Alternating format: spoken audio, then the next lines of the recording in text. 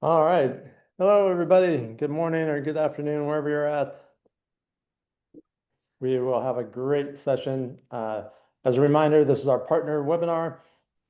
It's for all of our teams and all of the agents on our teams that we partner with. We do this every month. This is where we disseminate information to you, but also more importantly, where we can hear from some of the teams and their agents who are really crushing it on our platform. That's the best way for everyone to learn and everyone to get better. And we appreciate you all being here. If there's people on your team that aren't on, let them know what they're missing, let them know they need to be here, or text them right now and tell them to get on here. If you can be on camera, that'd be awesome. It's always fun to see faces. And if you can't, don't turn your camera on. All right. James already let us know he's joining from Lancaster, PA. Where's everyone else joining from? Virginia Beach. All right. I will put in chat where I'm at. And other than Micah, I think who already knows, I bet no one will guess before I put this in there.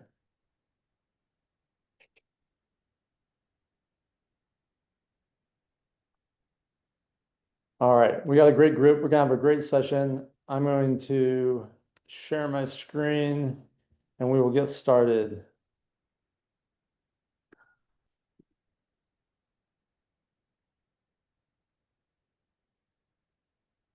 All right, this is our September Pro Partner webinar. Again, we do this once a month. It's 45 minutes. We'll keep it at 45 minutes. I'm going to talk fast so that our panelists can talk at whatever pace they want. Uh, the biggest markers of success on our platform. This is going to be a review for some of you. Some of you might be hearing it for the first time. It's agents who set an appointment on that initial call and have that appointment in the first 14 days of that call. So get a live transfer, one goal in mind, set an appointment. They have that appointment in the first 14 days. They have a conversion rate that's 5 times higher than the agents that don't. 5 times higher conversion rate. When you accept a warm transfer, how much more likely are you to transact with the consumer? On a live transfer versus a non-live transfer, it's 2.5 times. So whenever there's a live transfer, we send out a text message to you and your teammates. It says there's a live Movoto consumer on the phone. You click on that link, you see the property. You do not cherry pick, you do not judge a book by its cover. If you're available, you hit accept. If no one on the team accepts it, we send it as a non-live transfer, and those convert much lower than a live one for obvious reasons, right? A non-live transfer, you have to try to track them down again, back on the phone, and start the whole process over again. So if you're available, hit accept. Don't judge a book by its cover. You never know what they really can do, what they really will end up doing, who they're related to, who they work with, who they live next to that may have a real estate need. Here's a good example. This is actually from one of the agents on our team. This was a lead that came in or on our panel, a lead that came in on a $700,000 home. Hopefully no one cherry picked that. We know Kristen didn't because after several months, she sold him this house. And great example of someone that comes in a one price range and ends up in another. But we'll talk about that more as we get into the panel. So MK and Associates, that's Micah's team. We got Kristen and Troy here. They're in Virginia Beach. So if you have any referrals for Virginia Beach, you now will know who to send them to. But more importantly, let's talk about what you guys do that works and what makes it a great what makes you guys so successful. I'm going to stop sharing this so that we can just see you. All right. Micah, thanks for being here. Kristen, Troy, thank you guys. Thank you. Micah, let's talk about just from the very get-go. I already touched on it, that initial call. What's the goal? What's the philosophy? What's the training? How do you guys handle that initial call?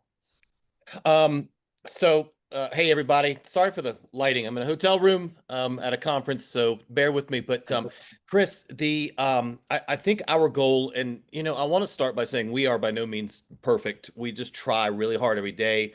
We revisit frequently what we're doing right, what we're doing wrong. We get off track sometimes. We try to get back on track. But our goal on that first call it's twofold really. Number one, we're always after an appointment, but before even the appointment, or as a byproduct of the appointment, if we've got an appointment set, we're just going to meet them. Don't talk. We try not to talk ourselves through that appointment. We're very relationship oriented on our team. A motto that we repeat over and over and over is stop selling homes, start building relationships.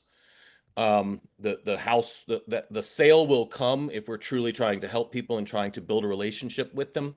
At the same time, if that connection has someone ready to go see a house, shut up and go show a house, so it's kind of, twofold a little bit.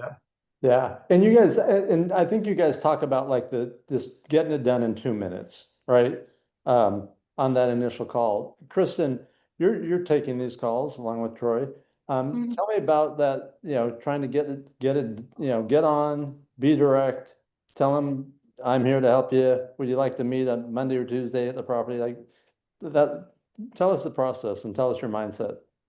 Sure. So interestingly enough, on one of your webinars several months ago, one of the panelists said she doesn't even start with, "Hey, how are you doing? What's your day going like?" She goes right into, "My name is Kristen Arnold. I'm with Real Broker. I see you're looking at this home. When would you like to see it?" So it's very, it's not curt, but it's cut and dry. It's getting that appointment first and foremost. That doesn't always happen. You can't always do that. So the next step is to, really find out their motivation of why they're looking at this home. What is the reason they came on and looked in Movoto anyway? So you can try and get to a place where you can make an appointment through listening to their whys. But always the first step is, this is who I am. I'm here to support your real estate goals. When can we meet? Yeah, and that's exactly consistent with what we do, right? The consumer was online, they're on multiple sites, they ended up on our site, they found a property they wanted to see, they clicked on a button that said, I want to see this home. They then filled out their information. They then took a phone call from a number they didn't recognize, which was us. They then talked to us, answered questions, and we said, would you like to be connected to someone that can help you see that home and others like it? And they said yes. So if we come on and do anything other than what you just said, Kristen, there's a disconnect there. Troy, and Troy, you're muted, so you may want to unmute. Anything you want to add to that initial call and your mindset going in, as soon as you hit accept on that on the text message we send? I think part of it is that we really focus on that initial call being a short call, focused on getting the appointment. And that is the focus of that initial call. And then we will usually connect, let them know we're sending them our information right after the call. And that, if they had a question, you know what, let me find out about that for you. As soon as we hang up, I'm going to send you my information so that you have it. And I'm going to give you a call back in about an hour or so. Does that work for you? And that's usually when the rest of that, finding out their why, finding out all of that stuff. But in the meantime, they're awaiting information from us. So they do want to hear back from us. Yeah, and the other thing I like about that is you got the appointment, right? You're going to meet them face to face, which is the most important thing. I'll hear calls a lot of times where agents will start asking and answering questions and never get around to the appointment, or the appointment or the conversation goes off the rails or off track, and the appointment opportunity goes with it. So I love that. Mike, I'm going to go back to you. The initial call, as we know, is really important, and your team knows what to do and how to handle those initial calls. The next step is, they have the appointment, and then there's, in most cases, follow-up. And what do you guys talk about, and what do you train on follow-up, and what does that look like?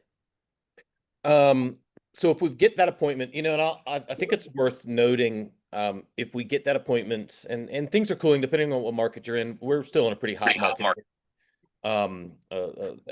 We've got a lot of military in our area, so there's a lot of coming and going. And so even if the home is under contract, we're going to call that agent and listen, this is you know, these folks, they love this home. Can I still show that for a backup offer? I don't know. And we'll sell our way into that home. Listen, I don't know if you're seeing what I'm seeing, but a lot of buyers are just getting squirrely these days and walking away for no reason.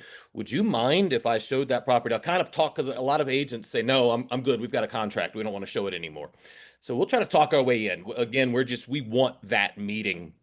Now, if we've had that meeting, or if that initial call is not quite ready for a meeting, or we can't get it, that's when we're very big on developing that relationship.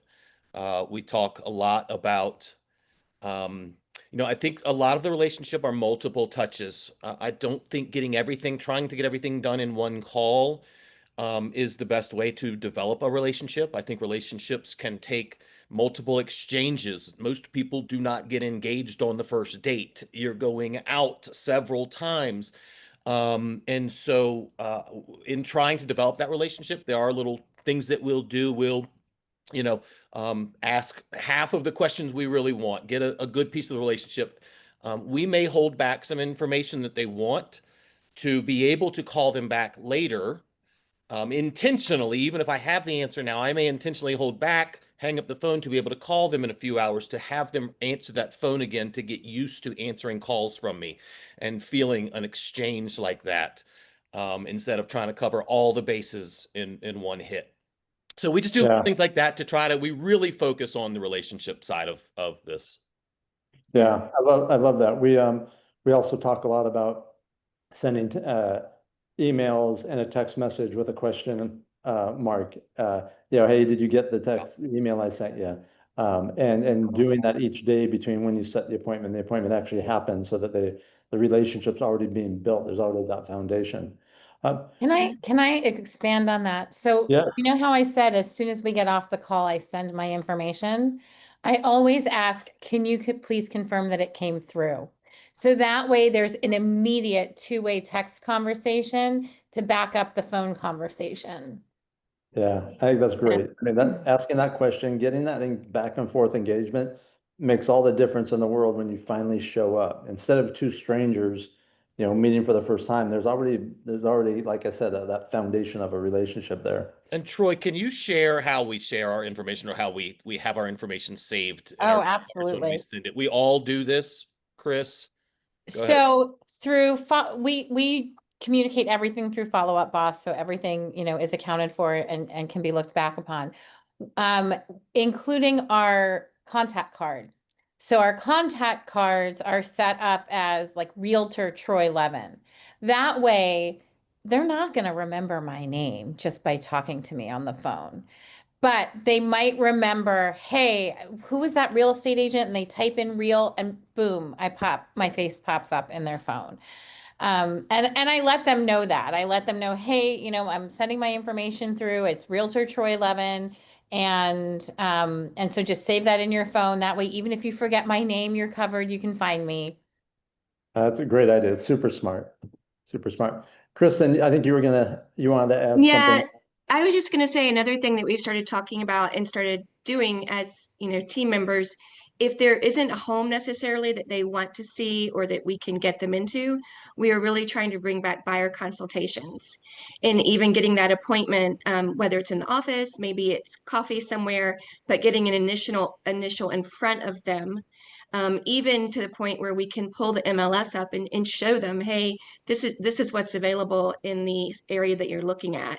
And so I think buyer consultation, it was something that kind of went out for a little bit during COVID, but they want to see people. They want to, know who they're working with. And it's a way for us to really go through everything that we offer as individuals, as agents, and that everything our team offers, because we have some professional tools that we can show them when we sit down and get in front of them.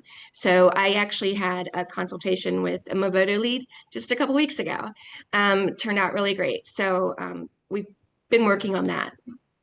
Great. And So let's talk. Oh, go ahead, Troy. I would say one thing that I am finding is that buyers are liking during our buyer consultation, we actually have some materials that kind of show a roadmap of what the buying process actually looks like, and being able to hand that to them. So at the end of the consultation, they're walking away with something.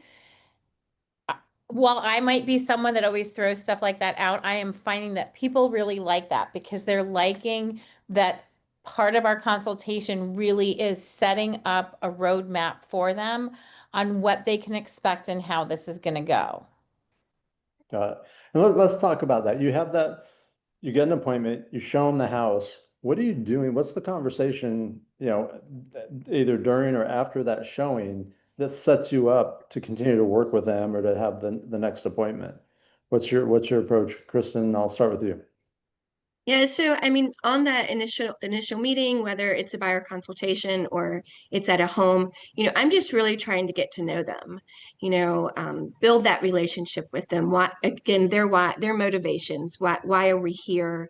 And then, especially with first-time home buyers, I'm just kind of starting to educate them. I think that's important to bring up things in the conversation, what the process looks like, really ask them questions to find out where they are. Let them do most of the talking. Definitely listen for opportunities where I can educate, but in a way that they feel like, okay, this person gets me, they understand where I'm at.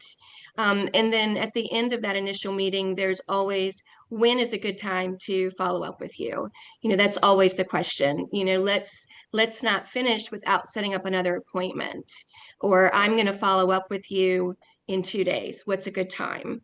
And then, typically we'll be sending, or I'll be sending them listings based on the listing we saw, what they liked about it or didn't like about it, and really try and custom. Whoops. Just okay. Good. You just froze there on the last Oh, word, sorry. but we got it. Yeah. Troy, how about you? You're at, what's your approach to get the next appointment or to keep working with them? Well, one of the things that I try and do, and I would say it works about 70 to 80% of the time, is I actually, in that first appointment, I want to get them on the phone with a lender. And this is after exactly what Kristen said, where we're building a relationship, where we're asking questions, where they're the ones that are doing the talking. But really, the next step for me before we leave that house is to get them on the phone with the lender. And that's, for several reasons. So I feel like when we do that, we're able to help really create a realistic plan to move forward. So, and the other piece of that I think is important that I realize is not how everybody does it, is that we have our lender not just tell them what they qualify for, but break it down to what their monthly payments are going to be, because a lot of people qualify for a lot more house than they want to spend every month.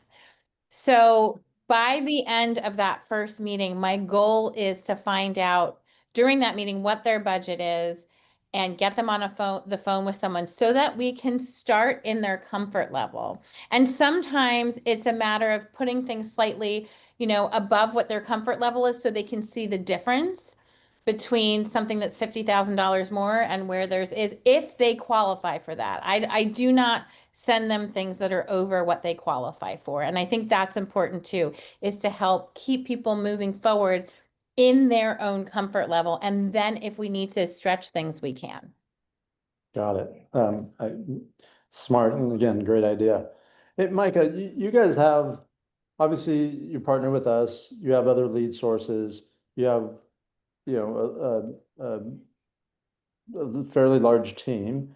And you're inspecting what you expect, right? You're looking at who's following up and who's not. What's the process, and what's the conversations you have with agents as you're digging into the CRM or your sales managers looking at things? And what happens if someone isn't following up?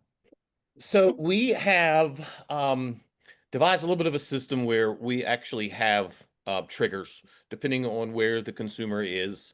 That if a lead is being neglected, that it will notify the agent. No action's been taken. This needs to be taken. It'll pin a note to them. And then a few hours later, if no action is still taken, it will move it into a pond.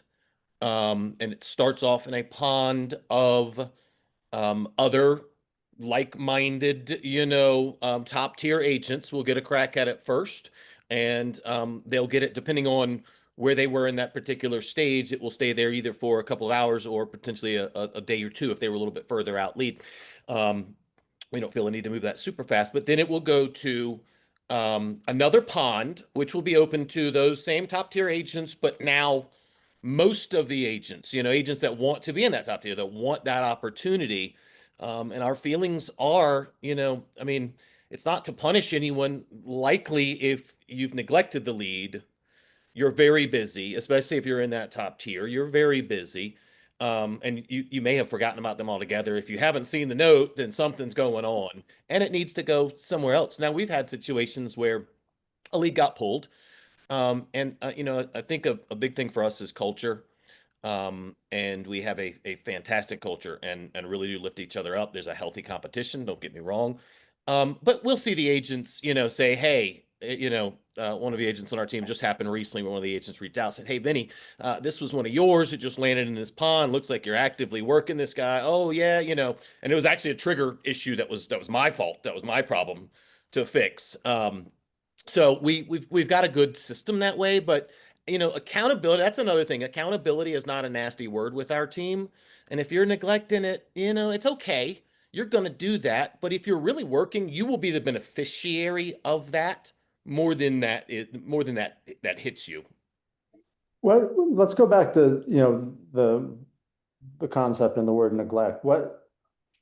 How do you define that? Is it they haven't connected in X amount of days, or, what triggers it going into the pond? Yeah, so if it's a lead that's 6 to 12 months out, we're not worried about a few hours here or there. We're more looking at several days, potentially even maybe, a week. We give a lot of grace in that. That's not somebody that's looking to move immediately. If they're hot, if they're, looking to move in the next 3 months, then there's a lot of activity and suddenly you've gone cold because you've forgotten them or you got busy with other people, whatever may be going on. Just came out of summertime, summertime vacation brain for a lot of us. If that's happened and it's a hot lead, you got a couple, you may have a couple hours and that thing's getting moved, I don't know that hours necessarily, with a lead that you're cultivating, right? That's something that's special. If you are developing a relationship, the last thing we want to do is pull that and start that over again. So there's a fine line to walk between making sure the consumer is being taken care of and that we are being accountable and, recreating the wheel and potentially losing relationships. Yeah, yeah, makes sense. And Kristen or Troy, like, you're as an agent, knowing that could happen or maybe does happen, how do you think about that? Well, I mean, I appreciate it because sometimes we do need a reminder. We're not perfect. And we do have a system in our CRM with SmartList. So if we have a lead that's 0 to 3 months out, that will trigger like how often we need to connect with them. And then if it's 3 to 6 months out, that will trigger in 6 to 12 months, it'll be a trigger. So it's really pretty simple to go into your SmartList every morning and just look who, it'll tell you who do I need to call, who do I need to text, who do I need to reach out to. And so if we don't for some reason, okay, that happens. But I have had it happen to me once. So it does happen, but it is a really great thing to have these smart lists that really tell us, okay, you need to get with this person. You're going to lose the opportunity with this lead. So. Got it. All right, Troy, anything you want to add to that? I was just gonna say, that part of it is not my strength.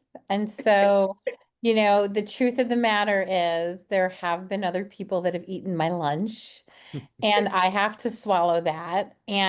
But the thing is that it's not like I didn't have the opportunity. So when Micah talks about accountability, like, it's laid out fairly. It's not like someone did something underhanded or undercut something. Yeah. Right. So if it does go to someone else and they're able to get the business, it's because they earned the business.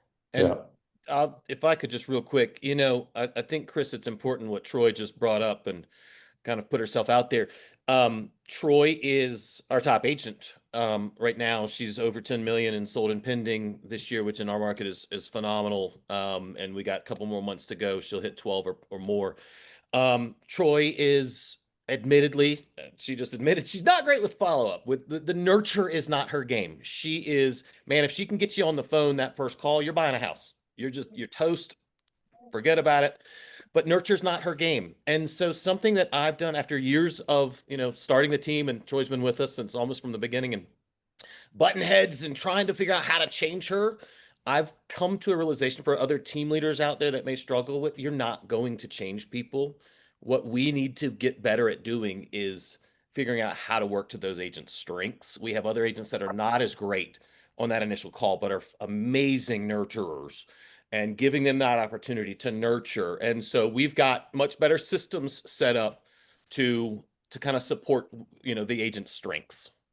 Got it. Yeah, and I love that, and I couldn't agree more. It's a conversation I've had with my team and other teams, right? You can't change the stripes on a zebra, and don't try to, fit a square peg into a round hole. Just play to their strengths. Let's shift a little bit and talk about, trainings, coaching, accountability, meetings. Michael, what's that look like on your team? How often are you guys getting together, and what's the cadence? So we started, our weekly meetings are Tuesdays at 10 o'clock, but we started a while back. And honestly, this was kind of born out of necessity for me, because as the team grows, I think we've got about 26 agents now. And as it's grown really considerably over the last 30 days, we typically float in the 18 to 20 agent vicinity. But I found myself limited on time, and you can get, hey, you got a minute, to death. And so I started doing this, and it's really turned into so much more, is where I just started every morning at 8:30. Now we don't do it on Tuesdays because we've already got a team meeting going. So we don't, spend our entire day in meetings, but Monday, Wednesday, Thursday, 8:30 a.m. It's a bring your problems. If you've got a contract problem, if it's something to do with a negotiation with, money right now, call me. Let's talk about that right now. But if you've got, someone who's looking and has been looking for 3 months and they won't pull the trigger, and how do I get them excited? Bring that tomorrow morning to the 8:30. Let's discuss it. We have a lot of agents that sell at a very high level, like Troy. Troy and I never agree on anything. But the cool thing about the 8:30 meetings is I'm like, hey, I would do it this way. And Troy's like, no way, I would do it that way. I'm like, no way, I'd never do it. The great thing is the agents get to see successful people doing things in different ways and kind of map out what works for them. And it's really turned into a really special thing where agents, a large majority of our team show up on a regular basis, and they feel like they're letting someone down if they're not there.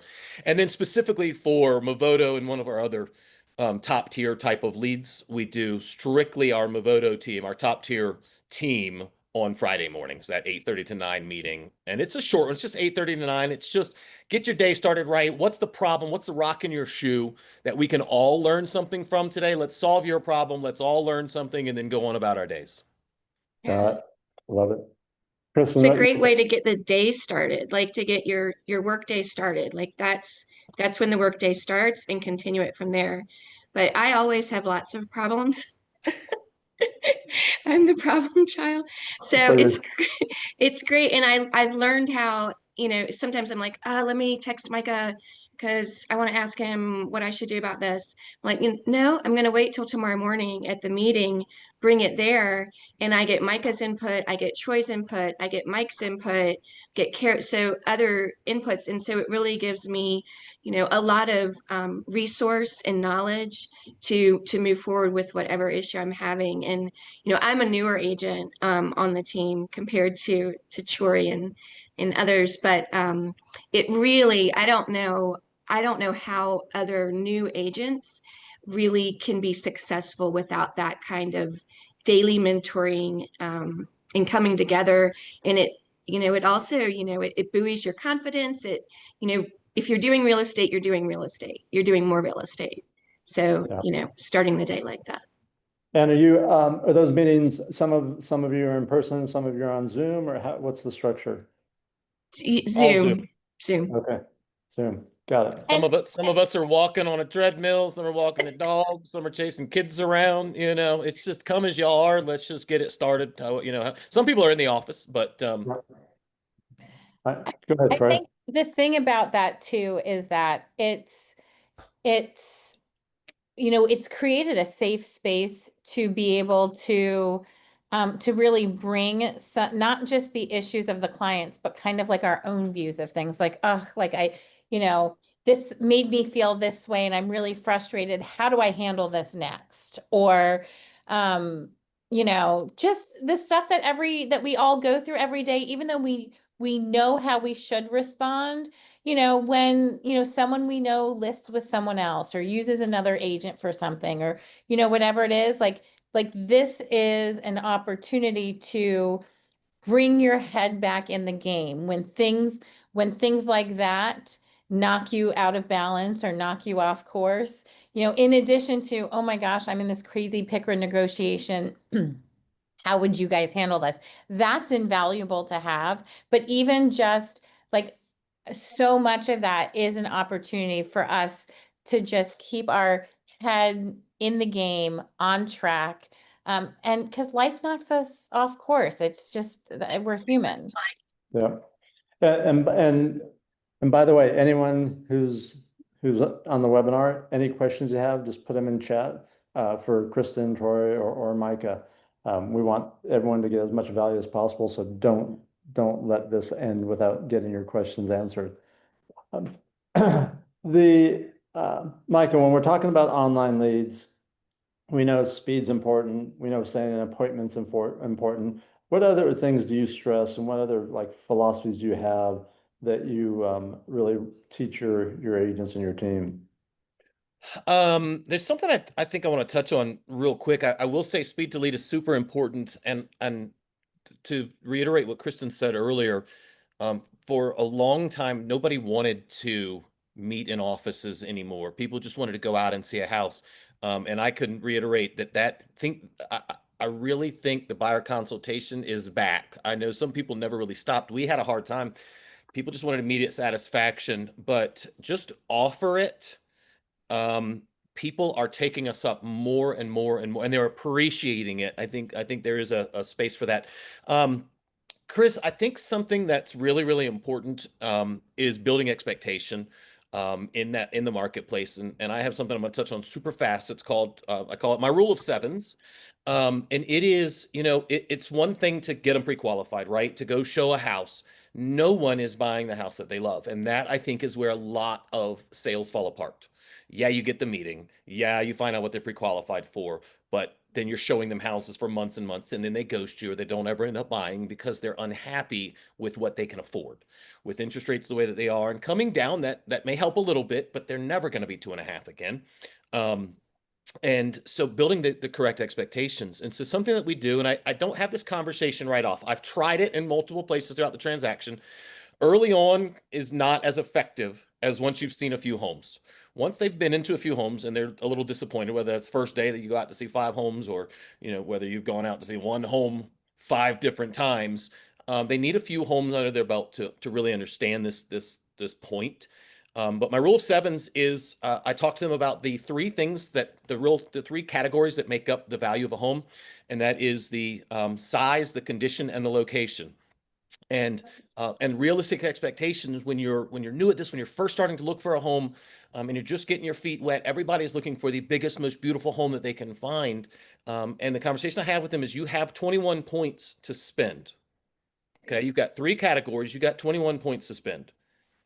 If you are looking for the biggest, most beautiful home you can find, you have spent 10 in size, 10 in condition. You got 1 point left for location. Now, if you don't have a budget, if you got endless money, we can get all of it. We can get 10s in all of them. But for most of us that have a budget, the way to find your best value is, let's maybe look at 7s across the board. And, let's look for a decent size, good enough. Let's look for good enough condition, something maybe you can put a little love into. And let's look for a decent neighborhood where you feel safe. If you want to be in the best neighborhood in town, you can do that, but it may be tiny and it may need a ton of work, and so as I say, I think that is more effective once people have been into a few homes. They can kind of back up, reassess, and that helps them get a little bit of a different picture. And when they're now when they're not around you and looking in the MLS, they say, "Honey, hold on, that's a 10 in that category and 10 over here. You know where that probably is. Where that's going to be located, or whatever it may be." Yeah, I like that for a couple of reasons. Number one, as you said, it sets expectations, but it also gets them thinking beyond the surface level things of, oh, I want this, I want this, I want that. It's like there's some reality to that conversation where you're saying, okay, you got 21 points here. How do you want to split them? What's most important to you? Kristen or Tori, what do you guys use that and tell us about how consumers respond to that? Yeah, I use it usually after on the second or third time we're looking at homes. And especially when they, well, I need this and I need that. And, I start off by saying, well, if we were all millionaires, we could have a 10 in the three categories: condition, location, size. You can have all 10s, like Micah said, 30 points across the board, but we're not. We have a budget. We only have 21 points. And so, if I, as I get to know them, I kind of already start knowing what's important to them. So it could be a family that has to be in a specific school district. And so they need a 10 for location, but maybe they could on condition they may not need it as high. And then size, depending on their size of their family. So you kind of get to know them and say, is this where you want to put your points? So absolutely, Micah has taught all of us how to use that. And he reiterates it as we get new team members. And I think that we can tweak it based on who we're talking to, because sometimes it's more about location, condition, and price, as opposed to size. And it really, it depends on what's important. And I think, and again, I've definitely used it on the first trip out, but a trip where we're seeing 5 to 10 houses on that trip. And I Yeah. definitely don't do it until we've gotten, through a few houses. And by then, a lot of people are really confused and not even sure what they want anymore, because we all know that what people say they want in the beginning, as we go through the process, those wants tend to change. So once you see them start a kind of discussing that and being unsure, that is the perfect time to bring this conversation up.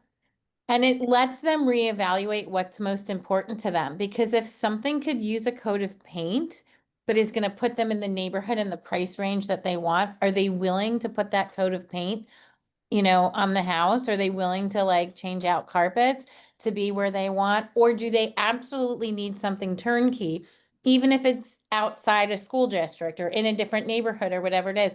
But it gives them the power to really figure out what things are most important to them. And I feel like anytime we can give them choices, we win. Well, and here's the beauty of it. And yes, I agree, Troy. This is what naturally happens anyways, but it usually takes longer to happen. By you guys introducing this conversation, because it's a process of elimination, right? People all start with hey, I want this, but they end up with something other than that, right? They expand their parameters because they have to. But this is being more purposeful about that and saying, hey, there's three things that are usually the most important things to people, right? It's the size, the condition, and location. Let's pretend you got 21 points and we're going to decide, where you want to spend them all. And like you said, it'll help them, it gives them a framework to get to where they're going to get anyways by eliminating things and making choices. But you're rather than them get confused or discouraged or anything else, you're being proactive with that process. And so I think it's a great idea. And it's another piece, Chris, just like I had talked about in the beginning, that roadmap that we provide during the buyer consultation, right? They're not going to necessarily remember that piece of it while we're out. Right. But this is another way that we give them a map to how to get what they want, which is to get into a home. All right, great. All right, we got like 5 minutes left, and I'm gonna say it now in case I forget to say it later. Thank you guys very much for being here. Thanks for sharing. Great content. I'm gonna go back. There's a question that Sherry asked. and this was addressed to Troy. What's your go-to process to convert, whoops, it just moved on my screen, to convert a first call into a closed deal? Now we know that there's a lot that happens between that first call and a closed deal, but what are 2 or 3 things that you think just are real important, Troy? Get in front of them as quick as you can. Number one, that is the top thing. Someone says they want to, yeah, it's Sunday and they want to see something next Saturday. You get them sooner. That's the first thing. Get in front of them as fast as you can.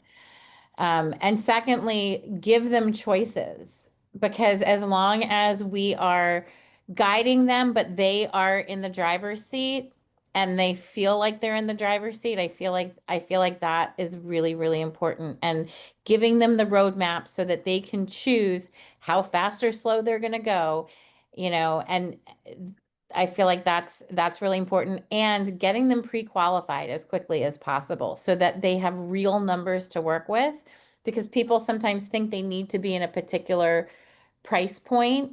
And that's just a number that they chose. Whereas once they see the black and white, I feel like that also makes a really big difference for them. Yeah. And just to clarify for everyone, she says as soon as possible. That does not mean on the initial call, before you set an appointment or anything else. She is getting face to face and then going through that process and having that conversation. Micah, Kristen, or Troy, anything that we haven't talked about that is bounced around in your head that you want to get out and say or share? No, I'll tell you what, if I can shameless plug here, I do have a YouTube channel if anybody wants to reach out afterwards. We've just started kind of putting out what we do as a team leader, how we operate. We're just kind of putting it all out there. So if anybody wants to reach out, it's Real Estate is Easy. Little tongue in cheek there. But you can find me on YouTube there, and I'd be happy afterwards to help anybody any way that we can. All right, awesome. Well, again, thank you guys very much for participating. Thank you for sharing. For everyone on the Zoom, make sure if you aren't in our Movoto Pro Plus Facebook group that you are. We have a masterclass coming up. Our next masterclass, we had a great one. I just watched it again with Greg Harrelson earlier this week. Man, that was awesome. The next one will be equally as good. It's Coach Tim Harris, and that's on October 16th at 11 Central. So make sure that's in your calendar. Thanks everyone for being here. We appreciate partnering with you all. We hope you got great ideas. I know you did. And we hope you have a productive rest of the week. Thanks, everyone. Thanks for having us. Thank you. Thank you.